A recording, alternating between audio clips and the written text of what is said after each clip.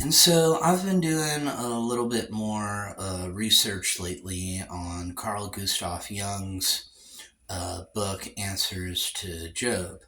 So that's been giving me some good insights. It's like, okay, that's making sense to me a little bit here. Because I came to a very similar conclusion on my own, but based on a different data set of information. Because, like, God is like these three things, like omnipresent and omni this and omni that, which means like all things and eternal and this other thing, right? And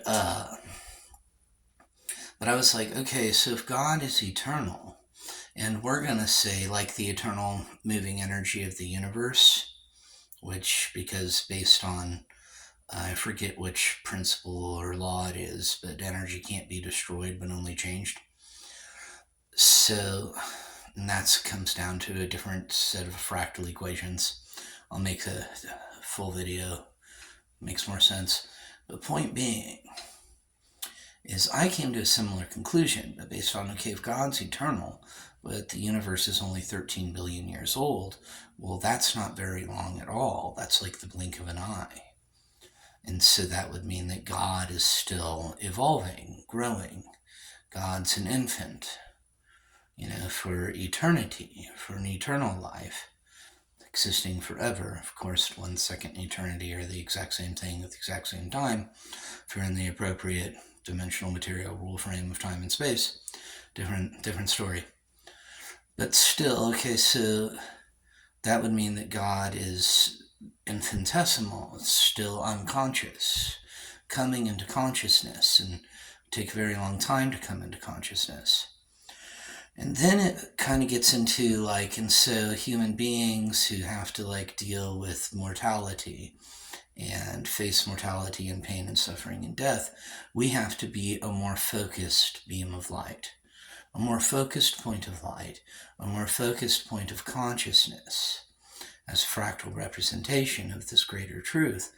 And so we have to come to these conclusions much faster as a mechanism for survival and reproduction and the advancement of the DNA. And so then I started thinking, now I've had some dreams and I've had some visions and I've met some interesting beings and some of them might have magical powers, but that's besides the point. Because I came to a hypothetical conclusion, then what about the dreaming mind of the all-eternal being?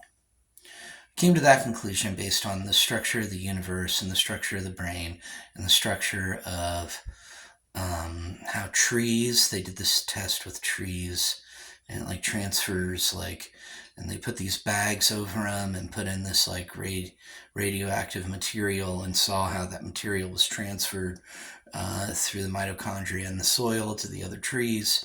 And the structure of what that looks like is the same as the structure of the brain and the structure of the universe, and the same as structure of internet communication and how it travels through different hubs around the world.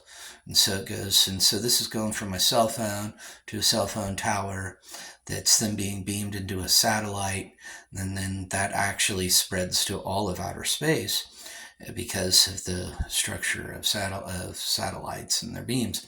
And then it comes back down to Earth to a different satellite station and then is transferred through a different set of cell phone towers and hits a server that's then put there and then uploaded, and then you extract this information through that same process.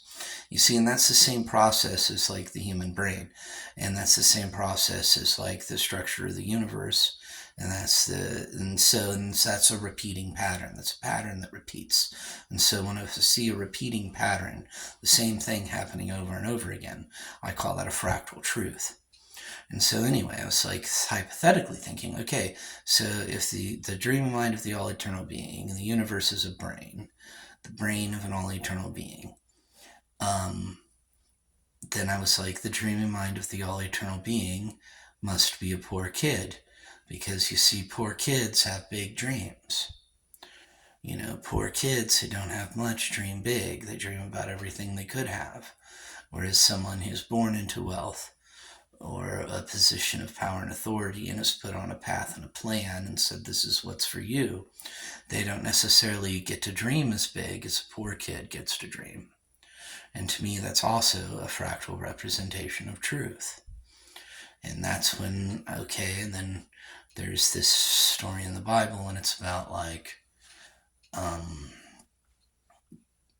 there's this gift. Those who have the least to give the most. And so if you're a billionaire and you give someone $100,000 for a charity, that's not really giving much. But if you're a poor person on the street who only has $2 and you give someone one of your dollars, then you're giving a lot. And that's why those who have the least give the most. And that's a fractal representational truth of the dreaming mind of the all-eternal being is a poor kid, because he is a poor kid because he doesn't have a lot, but he dreams big, and so he has a lot to give. But I don't know. What do you think? Leave in the comments section below. Don't forget to like and subscribe.